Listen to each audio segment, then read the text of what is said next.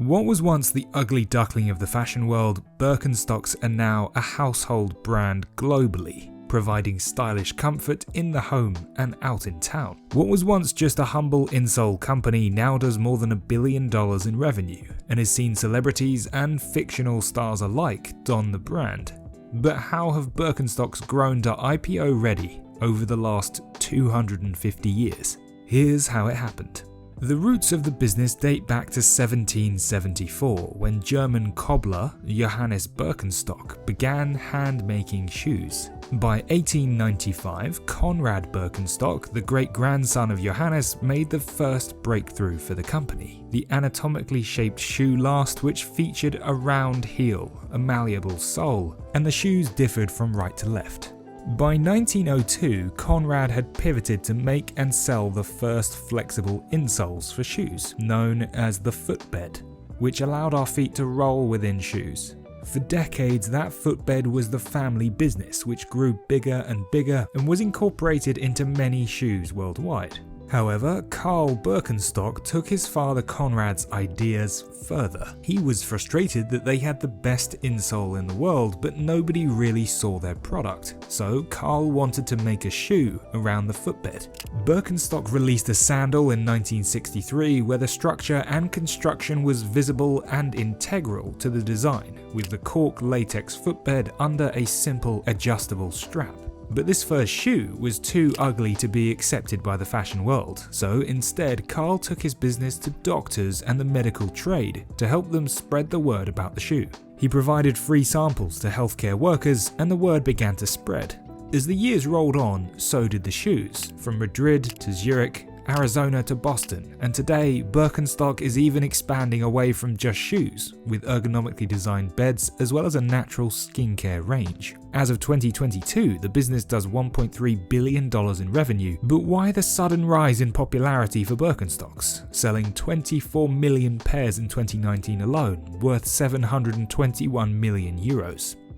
Google searches have more than quadrupled for Birkenstocks since January 2020, and what was once a comfort shoe is now a style icon. Birkenstocks have collaborated with luxury designers like Dior, Stussy, and Manolo Blahnik. And this year, Margot Robbie wore a pair in a scene for the Barbie film. Or you can know the truth about the universe. The choice is now yours. The first one, the high heel. You have to want to know, okay? Do it again. This has now cemented Birkenstocks into the luxury footwear market. However, unlike other luxury brands, Birkenstock doesn't outsource its manufacturing and still owns its own production line. The success of the brand has allowed the business to reinvest in its production sites across Germany, as well as put down €120 million for a new factory north of Berlin. Birkenstock employs 5,500 people around the world, and with great success comes great fortune in what will be the upcoming IPO. However, success also brings with it some challenges, like how does Birkenstock combat fake products? Birkenstock has again taken a unique approach, like sending teams of undercover investigators with hidden cameras to counterfeit factories across Turkey, China, and the Philippines. Birkenstock is proud that it still makes all its shoes in Germany, and even stopped selling their shoes on Amazon to avoid fakes being sold. It seems that some of their business practices are unusual, but that's no doubt down to the current CEO, Oliver Reichert's influence on the business. Reichert took on the role in 2012 alongside Markus Bensberg, and has been the sole CEO since May 2021. The pair saw a fourfold increase in sales over the last decade, and that's partly down to Reichert's desire to inject a startup energy across the business to avoid family-run traditional companies waking up in their own dusty museum. The collaborations that we touched on earlier on are an interesting look into how the company chooses their partners. They say no to 8 out of 10 requests to collaborate, but felt Dior, for example, was a good match, producing a felt-covered shoe which retails for $1,000. Reichert says it's about supporting the idea behind the product and not harming the DNA of either brand, like a marriage. Let me introduce myself. I'm Manolo Blahnik. I'm very pleased to introduce Manolo Blahnik for Birkenstock. The Manolo Blahnik partnership seemed odd because it's more of a Sex and the City high heels brand. Manolo Blahnik. Manolo Blahnik They weren't sandals, they were Manolos. But Reichert said, yes, but Sarah Jessica Parker is wearing Birkenstocks in her private life. And given the business doesn't send out free shoes to celebrities, Reichert states that he's proud that celebrities want to buy their shoes.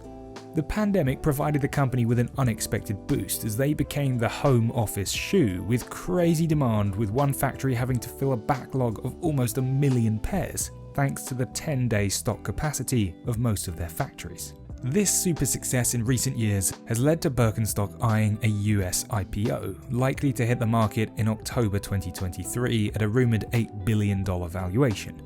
Birkenstock filing with the SEC saying it intends to apply to list ordinary shares on the New York Stock Exchange under the symbol BIRK, B-I-R-K. The underwriters on the IPO will be Goldman Sachs, JP Morgan, Morgan Stanley, and Citigroup. Timeline on that IPO, TBD, but once again, Birkenstock announcing its filing to go public, guys. Birkenstock is still part owned by the family. However, it is also owned by the LVMH private equity firm El Caterton, which has held a majority stake since its acquisition in 2021, rumored to be about a $6 billion transaction, with brothers Alex and Christian Birkenstock still holding a minority stake. The IPO will certainly give the fashion industry a key insight into the financials of this 250-year-old business.